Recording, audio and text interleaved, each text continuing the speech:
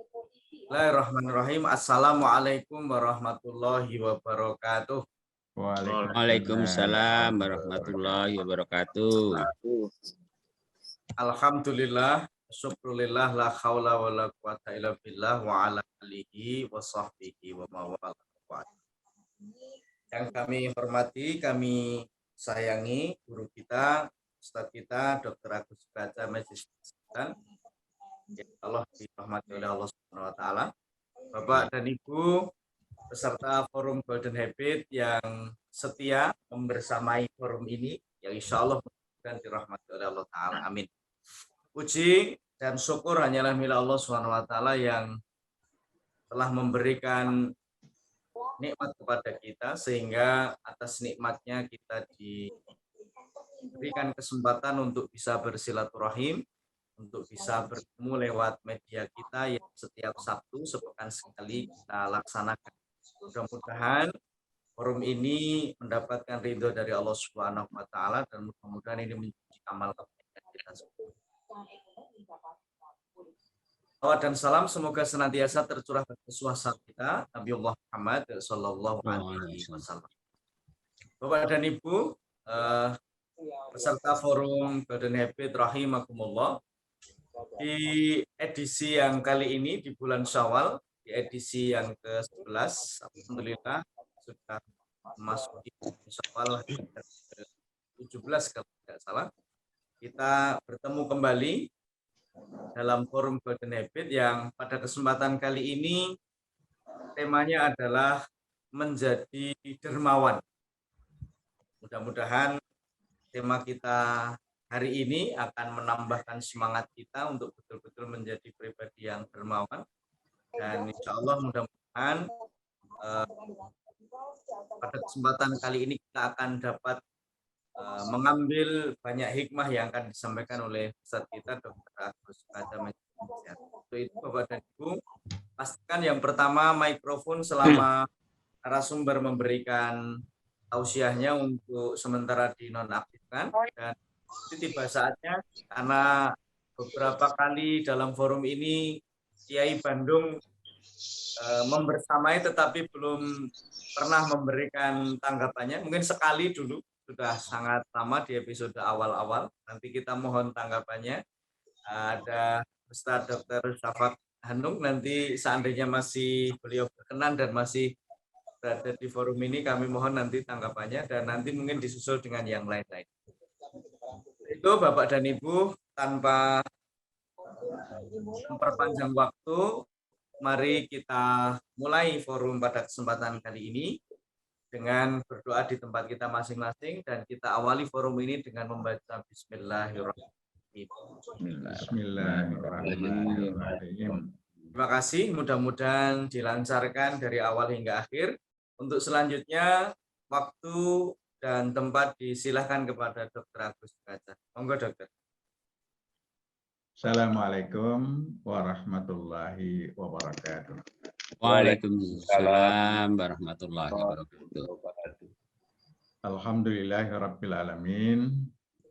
Assalatu wassalamu ala asyrafil anbiya'i wal mursalin Muhammadin wa ala alihi wa sahbihi ajma'in. Amma ba'd. Bapak Ibu, segenap partisipan Golden Habit Forum rahimakumullah. Alhamdulillah, kita bersyukur kehadirat Allah Subhanahu wa taala. Pagi hari ini kita dapat bersilaturahim kembali dalam forum Golden Habit episode yang ke-11. Dalam episode yang ke-11 ini kita membahas tentang menjadi dermawan. Ini sesuatu hal yang istimewa, ya, ajaran Islam tentang kedermawanan ini. Karena salah satu indikator manusia terbaik adalah orang yang banyak manfaatnya bagi orang lain. Saya izin share screen. Kriteria manusia yang baik di dalam pandangan Islam, ini Rasulullah Shallallahu Alaihi Wasallam memberikan petunjuk. Khairun nas anfa'uhum linnas. Sebaik-baik manusia adalah yang paling bermanfaat bagi manusia. Hadis riwayat Ahmad, At-Tabrani, Ad-Daraqutni. Nilai manusia itu akan semakin meningkat kalau dia banyak menebarkan kebaikan bagi orang lain. Semakin banyak kebaikan yang berhasil diberikan untuk orang lain, maka semakin baik kualitas manusia itu. Yang terbaik adalah yang manfaatnya paling banyak. Sehingga kita perlu berada di depan di dalam memberikan kebaikan kepada orang lain.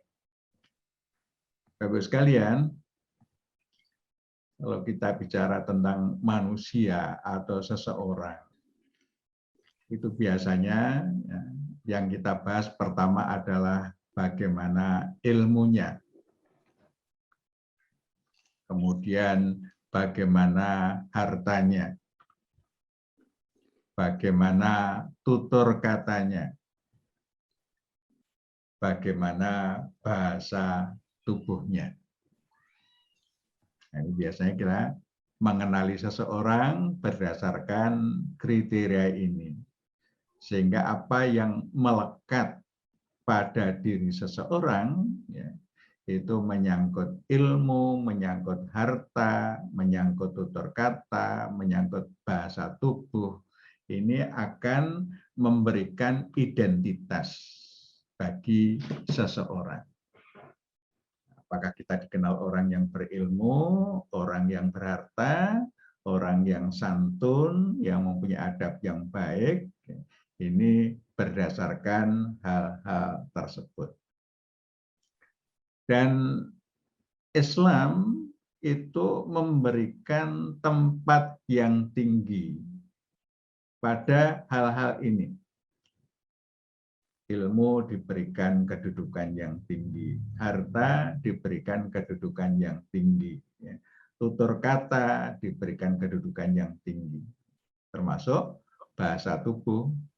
Ini bagian dari tutur kata seseorang, ini juga diberikan tempat yang tinggi.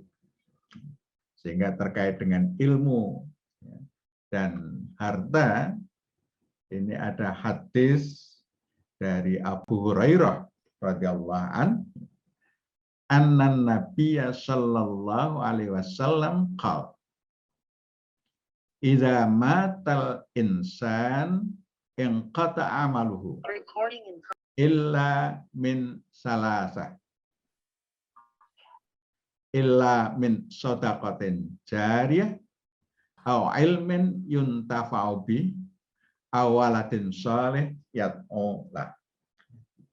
Apabila manusia itu mati, maka terputuslah segala amalnya kecuali 3. Yang pertama adalah sedekah jariah, yang kedua adalah ilmu yang bermanfaat, dan yang ketiga adalah anak soleh yang mendoakan orang tuanya. Nah, manusia pasti punya ilmu, karena salah satu keistimewaan manusia itu adalah pada ilmu. Ini salah satu keistimewaan. Persoalannya adalah ilmunya yuntafa'u bih atau tidak. Semakin banyak ilmu yang memberikan manfaat bagi orang lain, maka semakin tinggi kedudukannya.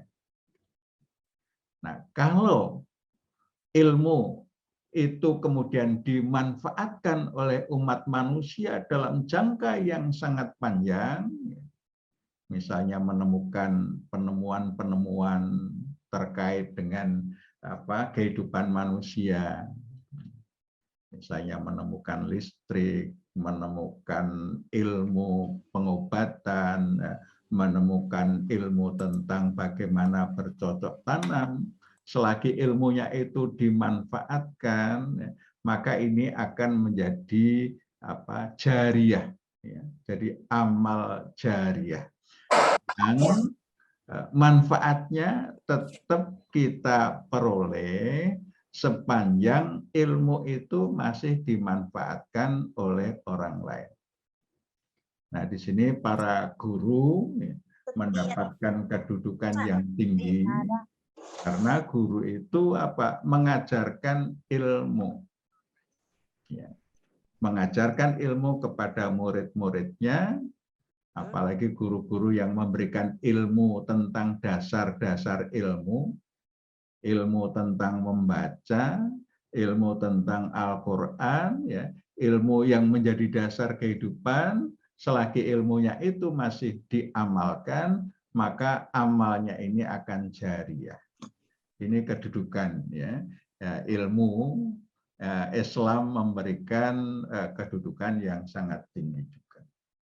Harta demikian juga, harta yang diinvestasikan untuk kemanfaatan umat, yang memberikan manfaat bagi banyak orang, akan memberikan dampak yang luar biasa. Selagi hartanya tadi masih memberikan manfaat, maka pahalanya mengalir meskipun orang itu sudah mati.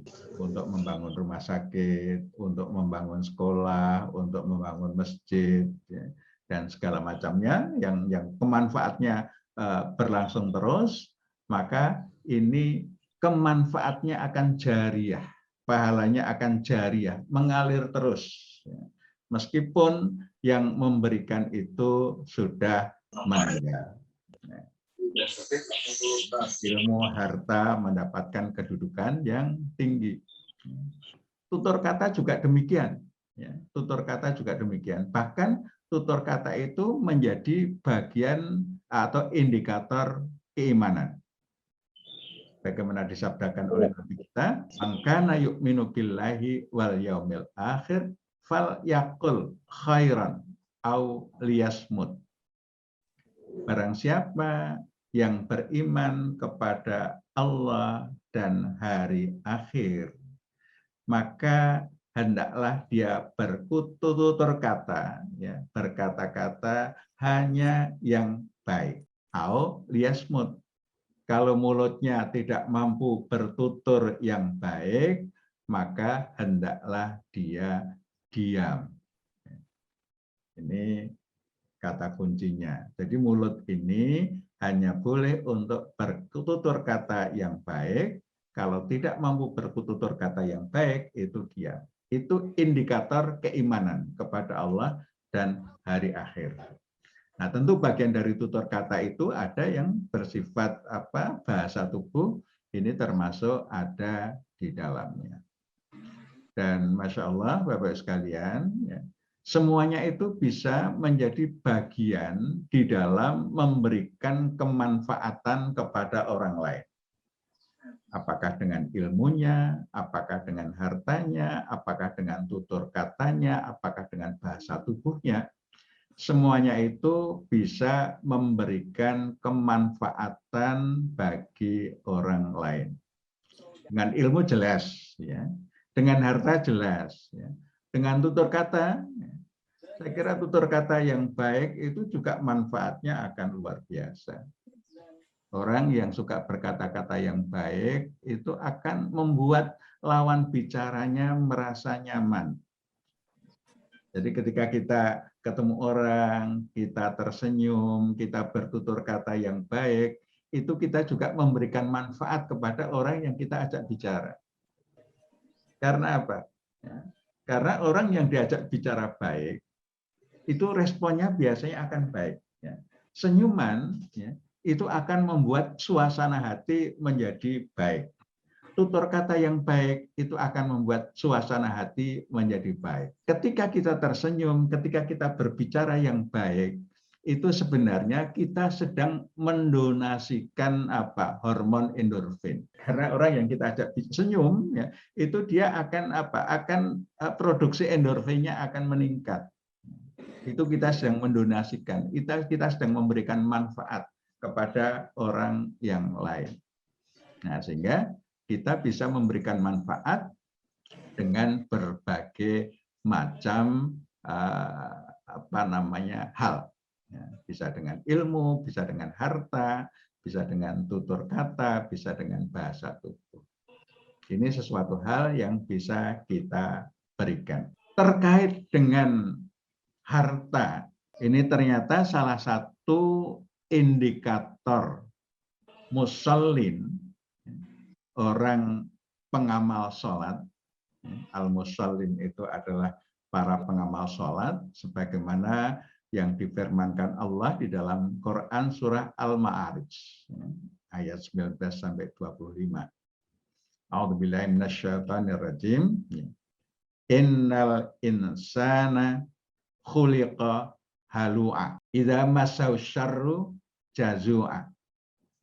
Wa idza massahu khairu manu'a.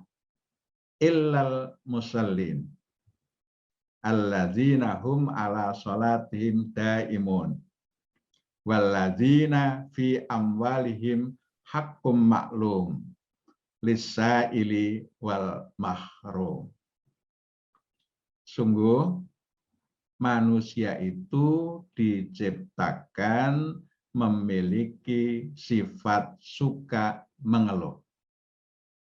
Apabila mendapat kesulitan berkeluh kesah, dan bila mendapat kebaikan ia kikir, kecuali musallin, pengamal sholat, yakni al-musallin, pengamal sholat itu adalah mereka yang sholatnya mudawamah.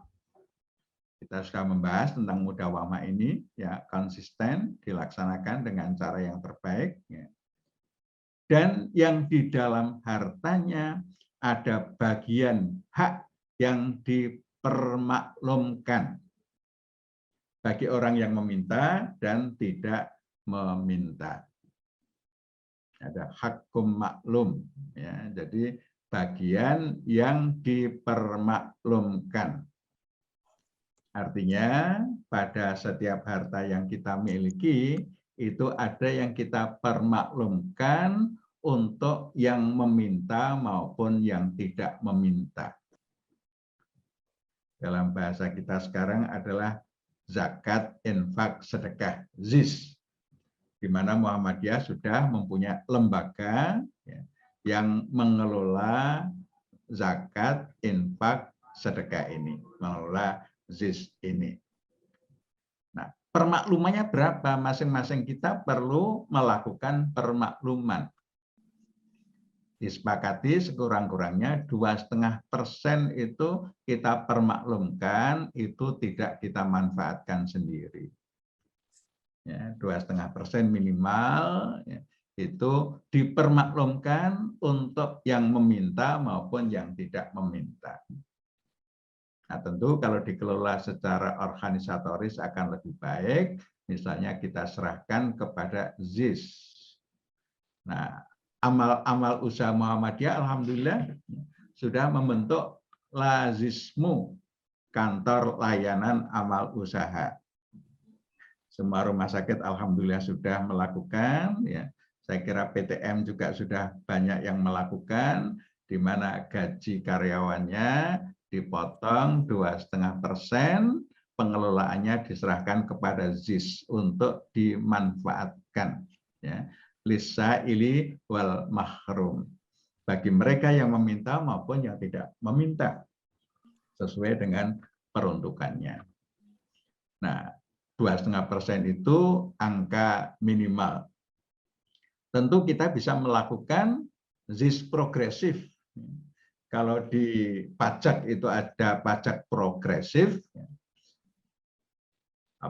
harta kena pajak sampai 50 juta, 5%, 50 juta sampai 250 juta, berapa persen, dan seterusnya. Nah, tentu kita juga bisa melakukan, ya, kalau pendapatan kita baru cukup untuk memenuhi kebutuhan dasar, ya 2,5% oke. Ya. Tapi kalau kita sudah memenuhi kebutuhan sekunder, ya, ini mestinya lebih tinggi lagi, tidak 2,5%, mungkin 5%. Kalau kemudian kebutuhan sekunder sudah terpenuhi, tersier, ya, itu perlu lebih banyak lagi. Nah, ini kita mempermaklumkan berapa persen harta kita yang dialokasikan untuk zakat, infak, sedekah. Ini ternyata menjadi indikator musholin. Ya, musholin itu salah satu indikatornya adalah ya, ada harta yang memang dialokasikan, ya, dialokasikan untuk ZIS, zakat, infak, sedekah. Nah, persentasenya silahkan mengukur kemampuannya masing-masing, tetapi minimal adalah 2,5%. Kita tahu bahwa memberi ini memberikan manfaat yang amat luar biasa. Ini dalam bukunya Azim Jamal dan Harvey McKinnon, The Power of Giving.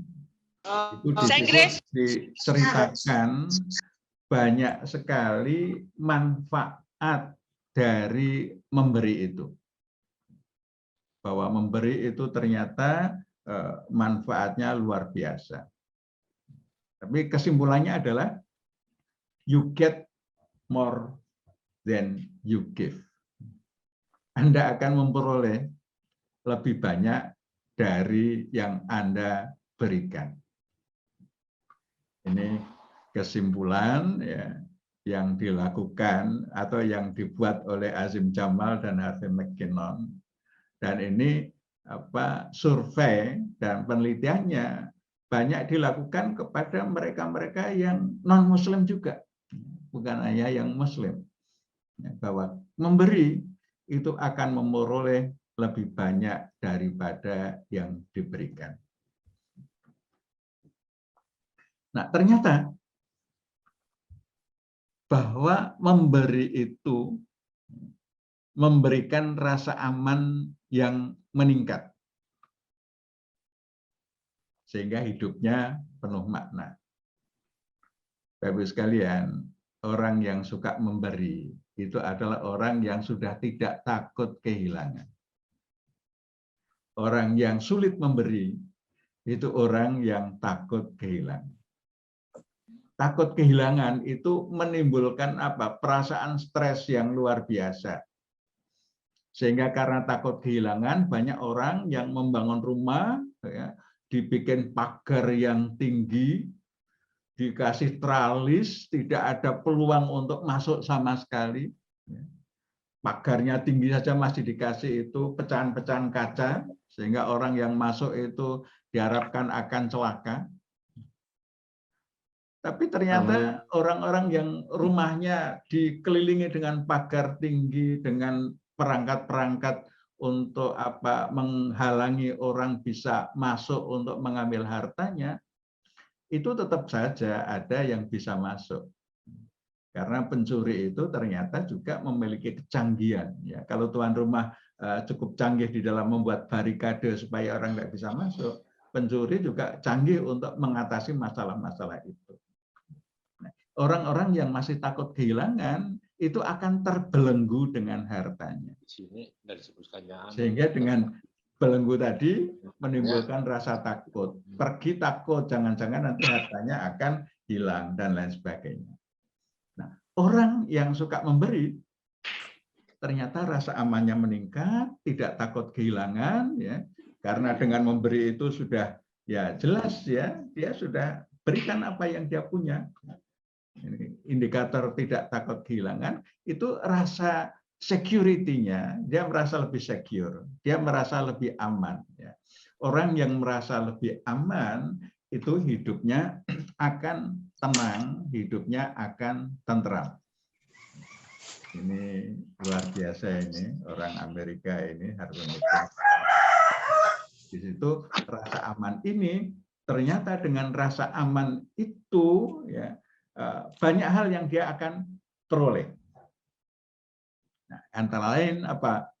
Memberi ini ternyata dengan rasa aman tadi sekresi endorfinnya meningkat.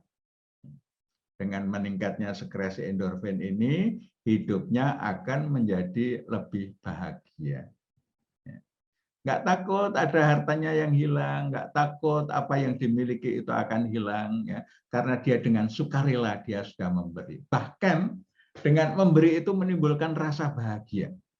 Senang kalau bisa memberi. Senang kalau orang lain mendapatkan manfaat dari hartanya. Nah, ada sensasi kesenangan, sensasi kebahagiaan ketika dia bisa memberi. Nah, ini sesuatu yang luar biasa, endorfinnya menjadi meningkat, orang menjadi lebih bahagia. Nah, sehingga dengan kebahagiaan tadi, imunitasnya meningkat, kesehatannya terjaga, bila sakit cepat pulih. Nah, Bapak-Ibu sekalian, kita sekarang sedang berada di dalam wabah COVID. Ternyata ini yang sangat diperlukan adalah apa? Meningkatnya imunitas, meningkatnya daya tahan. Nah, dengan memberi, ini efek yang bisa kita peroleh antara lain adalah daya tahan yang semakin meningkat. Nah, ini yang saya heran ini dari mana caranya ya. Tapi ini sempat dimuat di jurnal-jurnal kesehatan di Amerika. Ini menurut buku The Power of Giving ini. Ternyata memberi itu bisa menurunkan kolesterol darah, ya, menguatkan jantung, mengurangi chest pain atau nyeri dada.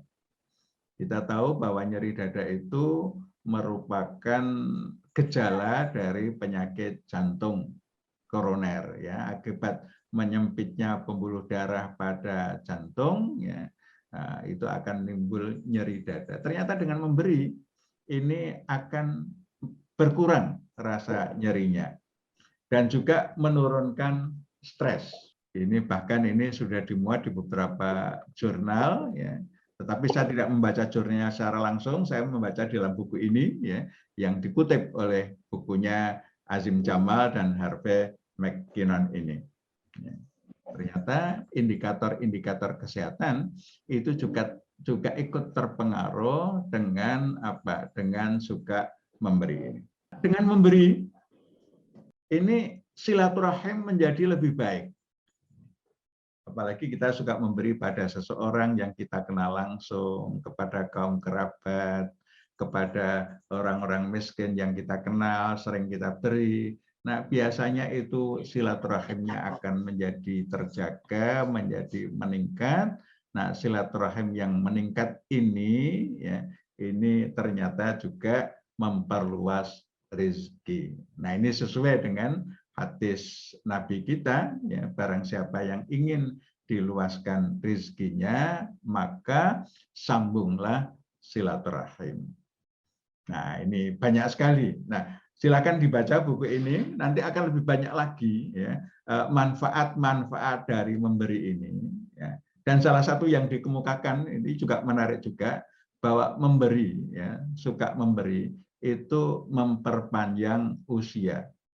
Jadi ini penelitian yang mereka lakukan, itu orang yang suka memberi itu ternyata mempunyai usia yang rata-rata lebih panjang dibandingkan dengan orang yang tidak suka memberi. Itu kesimpulan oleh sarjana bahwa memberi itu memberikan manfaat yang besar. Nah, kita sebagai seorang Muslim, ya, tentu harus yakin dengan apa yang disampaikan oleh Allah Subhanahu wa taala dan oleh nabi kita. Nah, dalam kaitannya memberi ini, ya, Allah berfirman, Masalul ladzina yunfiquna amwalahum fi sabilillah kama salih habbatin ambatat sab'a sanabila fi kulli sumbulatin mi'atu habbah. Wallahu yudha'ifu liman yasha' wallahu wasi'un alim.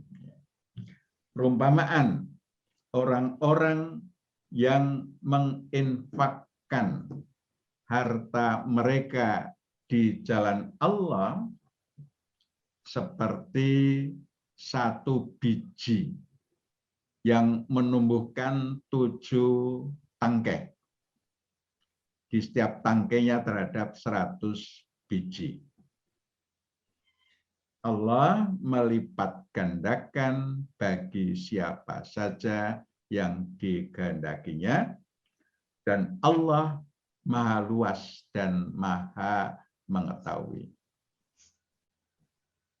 Ini Quran, ya, Bapak sekalian, ya. Orang yang memberi di jalan Allah itu balasannya berapa kali lipat? 7 kali 100. 7 tangkai, setiap tangkai ada 100. Berarti 700 kali lipat. Maka kalau McKinnon itu you get more than you give, kamu mendapatkan lebih dari yang kamu berikan, maka Quran menyatakan yang didapatkan itu 700 kali lipat. Ya, itu bukan hanya lebih lagi, tapi berlipat-lipat dari yang diberikan. Dan kalau Bapak Ibu membaca bukunya The Secret, ya, yang ditulis oleh Rhonda Byrne, ya, itu di situ beliau mengemukakan ya cara-cara menjadi kaya. Itu ternyata salah satu metodenya adalah memberi. Karena sesungguhnya memberi ini sudah mempersiapkan mental kita itu menjadi kaya. Orang yang memberi itu kan berarti orang yang sudah berkecukupan. Ya. Sehingga memberi itu bagian dari luberan. Nah, Rhonda Byrne mengatakan bahwa untuk menjadi kaya itu salah satu yang harus dibangun adalah suka memberi. Nah, beliau memberikan banyak contoh sekali, banyak contoh kasus-kasus bagaimana memberi itu ternyata mengundang ya rezeki yang lebih banyak lagi. Jadi sesungguhnya itu kalau menurut dia ya memberi itu seperti mengusap lampu Aladin, ya, di mana usapan itu kemudian datang kalau dalam cerita 1001 malam itu kan datang jin yang kemudian bersiap untuk menerima perintah. Ya. Nah itu menurut Rhonda Byrne ini orang memberi itu seperti memanggil jin untuk apa? Untuk mendatangkan manfaat yang lebih besar lagi. Tapi tentu kita tidak mengenal yang seperti itu. Ini justru rumus ini sudah diberikan oleh Allah Subhanahu wa Ta'ala. Kalau kita berinfak di jalannya, maka yang kita dapatkan itu 700 kali lipat. Nah, 700 kali lipat ini tentu ada bagiannya yang diberikan di dunia dan ada bagiannya yang akan diberikan di akhirat. Tapi yang jelas banyak banget. Ya. Yang di dunia itu sudah dibuktikan ya, oleh orang-orang yang menjadi kaya. Ya. Ini dengan membangun mental kita, mental orang kaya, ternyata itu menjadi jalan untuk menjadi kaya. Nah, menarik juga yang disampaikan Rhonda Byrne ini, nah, di samping memberi, ya, salah satu rumusnya adalah bersyukur. Ya. Nah, orang yang bersyukur itu sesungguhnya sedang mengundang ya, nikmat yang lebih besar lagi untuk menghampiri dia. Nah, ini orang yang non-Muslim mengakui ya, metode memberi ini ternyata bisa memberikan sesuatu yang lebih besar. Nah, kita sudah diyakinkan oleh Allah. Ya. Ini lewat ayat ya, surah Al-Baqarah 261. Ya. Dan Rasulullah juga memberikan kabar baik bagi orang yang suka memberi dalam banyak hadis. Mestinya ini menimbulkan keyakinan kepada kita untuk memiliki mental suka memberi. Sehingga suka memberi itu menjadi bagian karakter kita. Nah, suka memberi yang kemudian terstruktur, ada bagian yang harus diberikan kepada pihak lain. Setiap kita mendapatkan harta, ada bagian yang sudah kita tetapkan, dan itu selalu kita eksekusi, itu akan membuat kita menjadi dermawan. Sekalian, dermawan itu adalah sebuah karakter yang dibangun dengan suka memberi. Dibangun dengan suka memberikan kemanfaatan kepada orang, dan itu kita lakukan berulang-ulang ya, terus-menerus, sehingga itu menjadi mudawamah. Suka memberi yang mudawamah akan membentuk karakter dermawan. Dan kalau dermawan itu sudah menjadi karakter kita, ya, Bapak Ibu sekalian, wah, itu Allah sudah menyiapkan apresiasi yang sangat luar biasa, dan kita semua pasti senang ya, mendapatkan apresiasi dari Allah tersebut. Oleh karena itu, saya mengajak ya, kepada Bapak Ibu sekalian, ya, mari kita berkomitmen untuk membuat porsi tertentu dalam perolehan harta kita untuk zakat, infak, sedekah. Monggo sesuai dengan kemampuan masing-masing, mau berapa persen, atau mau pakai model progresif juga boleh, ya. Pendapatan sampai berapa itu 2,5%, nanti kalau ada kelebihan itu menjadi 5%, atau mungkin menjadi 10%, atau menjadi 20%, ya, humus, ya.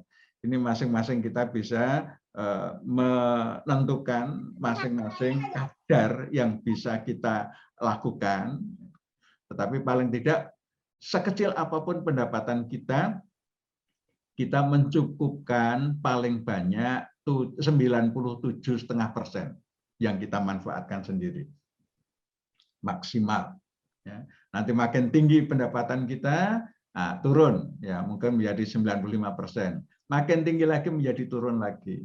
Nah, sehingga kita menetapkan porsi untuk zakat, infak, sedekah ini dengan porsi tertentu, hakum maklum yang dipermaklumkan.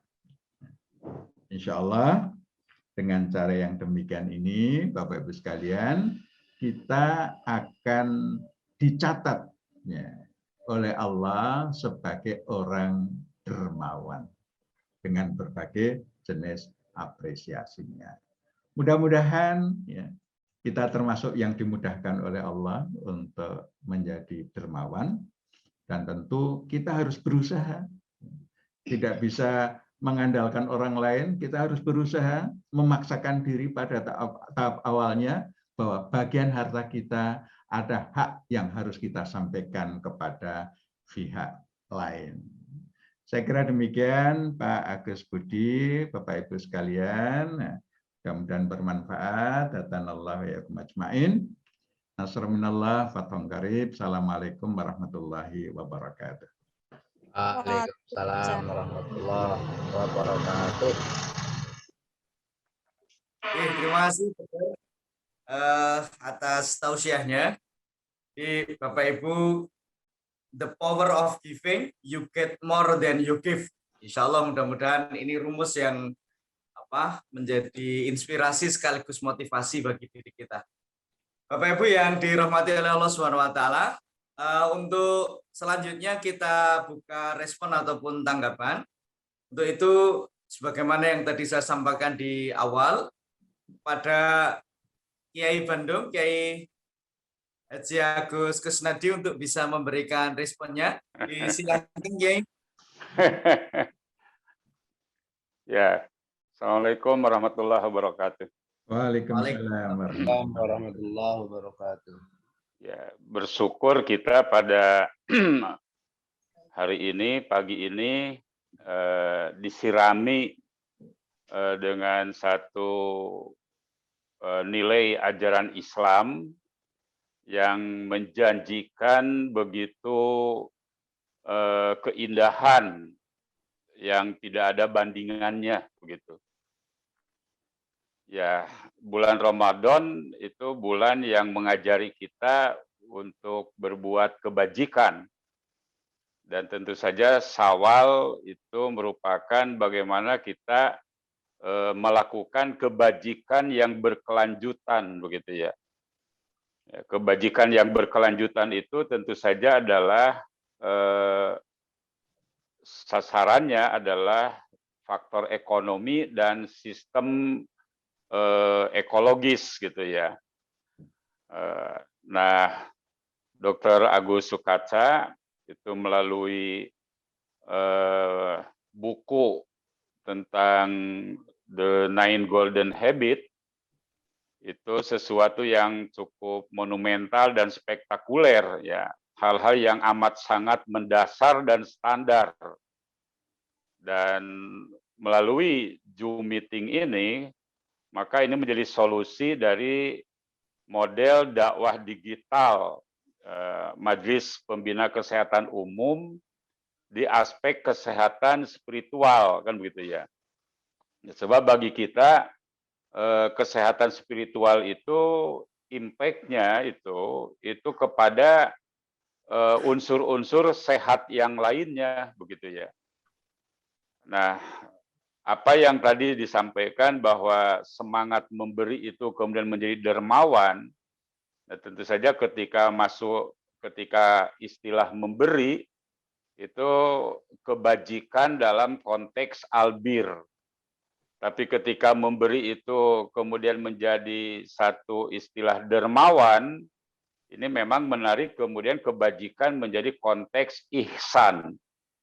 Dan kebajikan dalam konteks ihsan itulah sebetulnya ya dalam tanda kutip kita meneladani Allah gitu ya. Allah yang selalu memberi dan Allah tidak pernah berhenti memberi.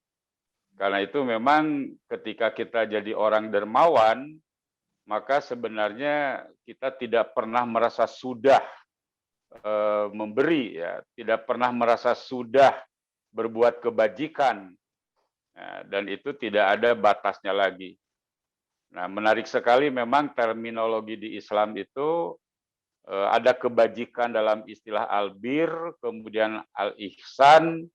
Nah, ujungnya ketika kita sudah gemar memberi dalam konteks kebajikan albir, kemudian memberi itu menjadi dermawan yang tiada akhir, katakanlah kecuali kematian menjemput kita, maka inilah orang-orang yang telah mendapat hikmah gitu ya.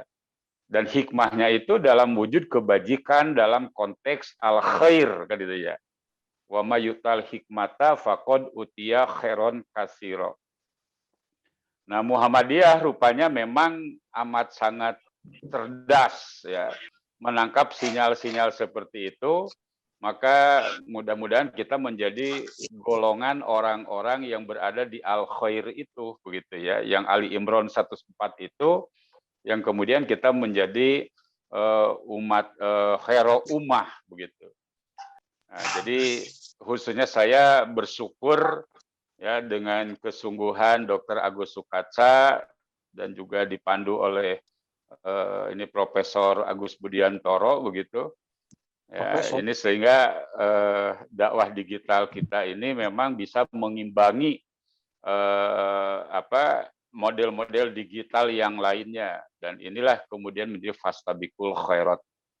Ya, terima kasih Dr. Agus Sukaca, dan marilah teman-teman semua kita menjadi kelompok atau komunitas orang-orang yang senang berbuat kebajikan yang berkelanjutan begitu. Demikian, mohon maaf bila saya tidak terlalu inten, ini sudah pertemuan ke-11 ya. Gitu. Saya mungkin hanya baru beberapa kali gitu, amat mohon maaf yang sebesar-besarnya. Ya, terima kasih. Nasrul minallah wa fathun qarib. Assalamualaikum warahmatullahi wabarakatuh. Waalaikumsalam warahmatullahi wabarakatuh. Kiai, syukran Kiai, luar biasa. Satu kalimat yang saya catat dari beliau, Ustadz Dr. Agus Sukaca, fenomenal dan spektakuler. Nah, ini mudah-mudahan betul-betul menginspirasi yang lain. Jadi tulisan Dr. Benan David itu komentar beliau fenomenal dan spektakuler. Terima kasih Kiai. Sehat selalu Ya. Kiai. Alhamdulillah, insyaallah. Terima kasih. Lanjut Dr. Kiai, untuk Dr. Safa Gandum, beliau masih lenggah di forum ini. Nanti dan yang terakhir setelah Dr. Safa Gandum ada ibunda kita, Dr. Aragar. Tadi saya simak beliau masih lengkap dengan mukinanya, ini luar biasa. Nanti setelah Dr. Safa kami berikan kesempatannya kepada Dr. Aragar. Silakan Dr. Safa. Terima kasih. Assalamualaikum warahmatullahi wabarakatuh. Waalaikumsalam warahmatullahi wabarakatuh. Alhamdulillah rabbil alamin ya. Syukur kita bisa mengikuti terus setiap hari Sabtu insya Allah. Terima kasih infonya ya. Kemudian mungkin saya menanggapi aja bahwa rasa dermawan itu tidak bisa seketika ya, kecuali yang orang biasanya mohon maaf non muslim yang kaya raya kemudian mendapatkan suatu hidayah langsung, terus akhirnya dia sangat dermawan sekali. Kan banyak seperti itu kejadian. Tapi bagi kita yang lahir memang sejak muslim yang karakternya mungkin di keluarga berbeda-beda, itu untuk dermawan itu harus dilatih. Saya masih ingat ketika masih kecil, ketika sholat Jumat sama ayah saya dikasih uang untuk dimasukkan ke kotak. Waktu itu kita lihat, loh uangnya untuk jajan mah kadang-kadang lebih tinggi dan sebagainya.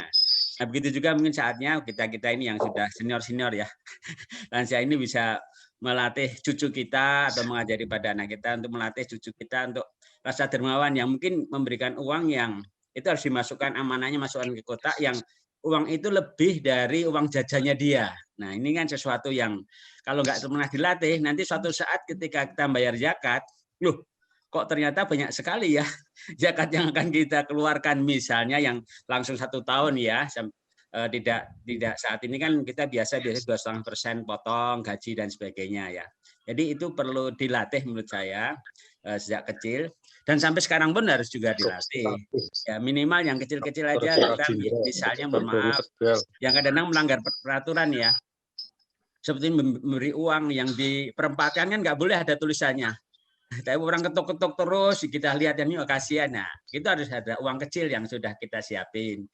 Kemudian juga membayar yang lainnya, misalnya mau ke masjid sholat apa, kita ada uang ya bukan uang sudah kita sediakan, begitu ke masjid kita selipkan, ambil aja uang itu. Nah, berapa nanti kita masukkan setelah sholat atau sebelum sholat kita masukkan ke kotak itu yang ada. Itu juga ada pelatihan itu perlu. Jadi tidak seketika sifat dermawan itu langsung Allah menanamkan begitu, tapi harus ada proses pelatihan. Mungkin itu aja tambahan saya ya, proses pelatihan, karena kita lahir sejak sudah Islam, tapi karakter tadi, nah itu tuh harus perlu dilatih ya, itu dimudawamahkan, itu yang tadi Pak Agus sampaikan. Mungkin demikian, terima kasih. Assalamualaikum warahmatullahi wabarakatuh. Waalaikumsalam. Safak. Jadi kata kuncinya adalah dermawan perlu dilatih. Semoga kita senantiasa bisa melatih untuk menjadi karakter orang pemberi begitu. Oke, yang terakhir Dokter G, sekaligus nanti mau ditanggapi tiga-tiga. Dokter Aragar, Assalamualaikum. Waalaikumsalam warahmatullahi wabarakatuh. Dokter Aragar, Dokter, kami persilahkan untuk memberikan komentarnya. Disilahkan. Terima kasih kesempatan yang diberikan kepada saya. Sungguh kajian Sabtu subuh ini sangat bermanfaat. Saya rasa untuk semua kita, yang memang hadir di sini, terutama untuk diri saya sendiri. Memang kita ya para senior ini sangat membutuhkan hal-hal seperti ini. Jadi saya sangat berterima kasih kepada teman sejawat Dr. Agus Sukaca, Pak Budi yang sudah memandu acara ini, banyak sekali manfaatnya. Karena walau bagaimana ini kemampuan membaca, kemampuan untuk mengingat kembali kan sekarang sudah sulit karena sudah senior ini. Dengan kita bertatap muka secara virtual ini, kita ambil hikmah situasi pandemi ini, banyak sekali ilmu yang saya dapat. Ya, kemudian juga saya ingin mengingatkan, ya menyampaikan, menyarankan, episode 1 sampai 10 saya sudah dengarkan semua dan saya sudah punya catatan-catatan khusus terutama untuk diri saya. Cuma sayangnya barangkali memang teman-teman kita jangan sampai ada suara-suara tambahan gitu. Supaya kita bersih mendengarkan setiap acara. Kemudian yang berikutnya juga mengenai mengkaji kembali Al-Quran. Yang dikatakan juz 1, 2, 3 membutuhkan waktu 3 tahun. Saya ingin sekali mengikuti. Saya rupanya setelah saya buka YouTube, itu sudah ada ya Dr. Agus Sukaca ya. Tapi memang ya namanya sudah senior, terutama diri saya, kita mendengar di YouTube kemudian ada memang suara-suara tambahan itu agak kurang konsentrasi. Nah, dengan bertatap muka secara virtual ini mungkin akan lebih menanamkan ya ke maksud daripada tujuan kita untuk memperdalam kembali. Mungkin ya walaupun 3 tahun katanya 3 juz, entah sampai umur 3 tahun entah tidak, tapi kepingin ingin memulai. Jadi kalau bisa divirtualkan pula Dr. Agus Sukaca, supaya kalau memang masih ada umur badan sehat, kita masih bisa mengikuti juga bagaimana cara mempelajari kosakata Al-Quran. Buku sudah ada, saya juga punya Al-Quran, pernah dulu waktu pertemuan kesehatan MPKU Muhammadiyah di Bekasi, ada juga Al-Quran yang menulis segala macam itu. Saya coba baca, tapi saya membacanya itu ya buku Al-Quran setebal ini dengan segala macam tafsirnya, agak sulit juga ya, karena ilmunya juga nggak nyampe. Jadi itu saja saran dari saya. Mudah-mudahan saya kagum Dr. Agus Sukaca, seorang dokter ya. Seorang dokter bisa menguasai ilmu yang sudah disampaikan kepada kita antara lain. Itu saja, terima kasih. Assalamualaikum warahmatullahi wabarakatuh. Waalaikumsalam warahmatullahi wabarakatuh. Kita kalau beliau berbicara itu membuat kita termotivasi. Kenapa? Karena semangat dan kata beliau itu melampaui kianya. Semangatnya luar biasa. Terima kasih Dr. Hagar sekali. Terakhir Dr. silahkan untuk diberikan closing statement-nya dari yang merespon. Baik, saya kira ini tanggapan-tanggapan yang menurut saya luar biasa. Yang pertama dari Pak Kiai Agus Kusnadi, saya kira beliau memberikan dasar ilmiahnya, bagaimana ini menjadi bagian dari karakter, dari bagian al-bir, dari bagian al-ihsan dan lain sebagainya. Ya, saya kira ini memberikan penguatan. Ya. Tapi yang jelas adalah bahwa spotting atau memberikan spot terhadap kebiasaan memberi ini memang perlu dilakukan. Dan benar yang disampaikan oleh Dr. Safa Anum bahwa memang tidak bisa tanpa dilatih. Ini harus proses pelatihan yang perlu waktu yang panjang. Nah, kita sebagai orang tua itu seharusnya seperti orang tuanya Dr. Safa Anum tadi. Jadi dilatih bagaimana kebiasaan memberi itu menjadi habit, mudawamah. Saya bersyukur juga saya punya orang tua yang sangat menekankan untuk suka memberi, ya, sehingga itu membentuk karakter, tapi memang betul itu perlu dilatihkan. Bagi para orang tua, nah sejak kecil anak-anaknya itu dilatih untuk lebih suka memberi daripada menerima. Nah biasanya kalau kita punya anak lebih dari satu, kan sering ya menyaksikan anak kita itu rebutan suatu barang, ya, pengen memiliki, ya, merebut dari saudaranya dan lain sebagainya. Nah ini peran orang tua untuk memberikan pengertian, ya, yang mulia adalah yang bisa memberi, meskipun dia ingin memiliki, tapi memberi itu adalah sesuatu yang mulia. Sehingga kalau pada anak ini kemudian muncul jiwa saling memberi, nah, ketika saudaranya memerlukan sesuatu, dia memberikan sesuatu, ini bagian, ya, proses untuk membiasakan memberi pada lingkup keluarga. Dan di lingkup keluarga ini, saya kira merupakan media pembentukan karakter yang paling baik, ya, dan paling memungkinkan untuk bisa menjadi karakter anak-anak kita. Tapi itu hanya bisa dilakukan oleh orang tua yang suka memberi. Kalau orang tuanya itu jiwa pelit, ya, itu nanti juga bisa kacau pada anak-anaknya. Jadi ketika rebutan, yang dibela adalah mereka yang mungkin lebih dekat dengan orang tuanya, ayo berikan pada ini dan lain sebagainya. Ya. Nah ini saya kira membina orang untuk suka memberi itu sejak kecil. Sejak bayi itu sudah dibina untuk suka memberikan sesuatu kepada orang lain, memberikan manfaat kepada orang lain, sehingga orang lebih mengedepankan kewajibannya terhadap orang lain daripada mengambil haknya dari orang lain.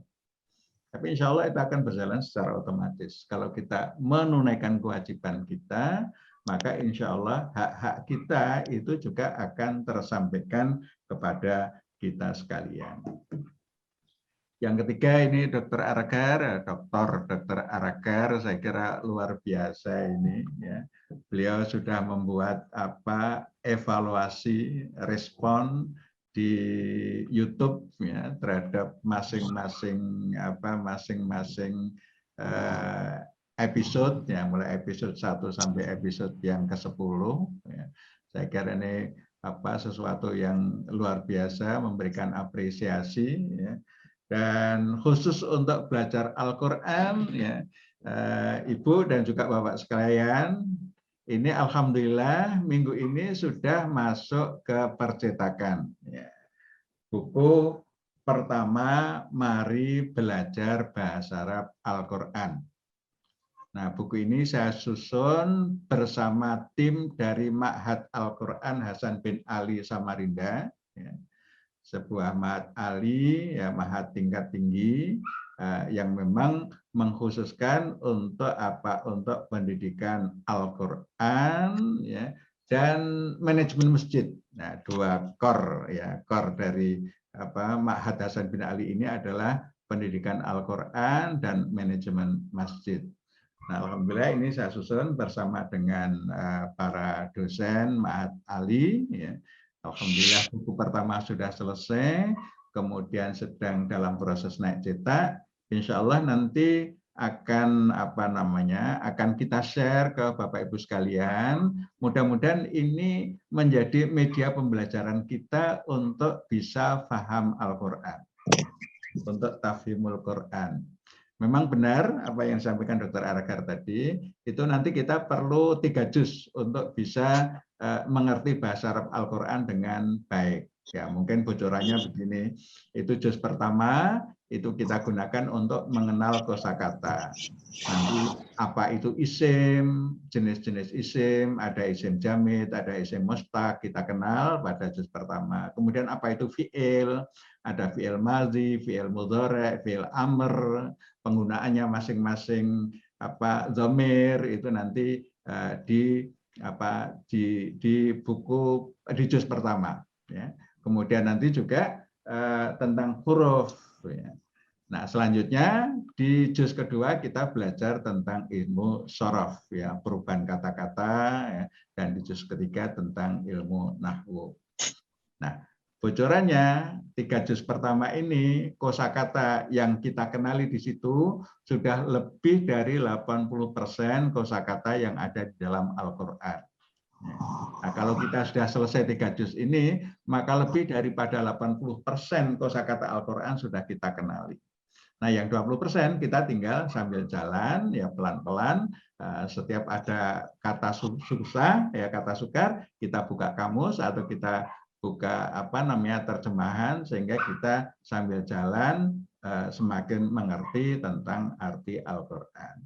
Nah, oleh karena itu, ya, saya mengajak kepada semuanya, Bapak Ibu sekalian, mari kita tetapkan bahwa kita harus paham Quran. Ya, itu dulu yang pertama. Nanti ketika kita sudah berani menetapkan kita akan paham Quran, insya Allah selanjutnya kita melangkah untuk menuju ke sana. Pelan-pelan insya Allah kita akan sampai. Sekarang ini kenapa kita banyak yang tidak mengerti bahasa Arab Al-Quran? Itu antara lain, ya, karena kita tidak menetapkan kita akan menjadi bisa. Sekarang tetapkan untuk menjadi bisa. Untuk para mahasiswa kedokteran, ya, saya kira ini lebih mudah daripada belajar anatomi. Karena anatomi kalau zaman saya belajar itu ada berapa? Itu ada 12 SKS, ya. Ini kita belajar bahasa Arab Al-Quran ini hanya cukup sekitar 6 SKS. Jadi tidak seberat belajar anatomi. Insya Allah, ya, insya Allah kita akan dimudahkan oleh Allah untuk mengerti Al-Quran. Yang penting kita ngerti dulu. Saya kira demikian, mudah-mudahan nanti di kesempatan yang lain kita bisa sampaikan tentang bagaimana kita belajar Al-Quran. Meskipun nanti ada sesi khusus, insya Allah di Golden Habit Channel. Ya, ini Bapak Ibu sekalian, kita punya Golden Habit Channel. Silakan bagi yang belum mengikuti episode berikutnya bisa dibuka di Golden Habit Channel, itu lengkap insya Allah, kecuali di edisi yang sekarang kita sedang berlangsung. Mudah-mudahan beberapa hari yang akan datang kita siarkan. Nah, di situ ada juga mari belajar bahasa Arab Al-Quran. Nanti kita pelan-pelan mempelajarinya, kita akan termasuk yang memahaminya. Demikian Bapak Ibu sekalian, terima kasih. Assalamualaikum warahmatullahi wabarakatuh. Waalaikumsalam warahmatullahi wabarakatuh. Bapak Ibu, demikian dari awal hingga akhir waktu sudah menunjukkan pukul 30 waktu Indonesia Barat. Itu kita sementara kita akan insya Allah mudah-mudahan Dokter Agus Kata senantiasa dan sehat selalu. Amin. Amin. Amin. Karena itu mari kita akhiri forum pada kesempatan kali ini dengan berucap syukur alhamdulillahirabbil alamin dan doa kafaratul majlis.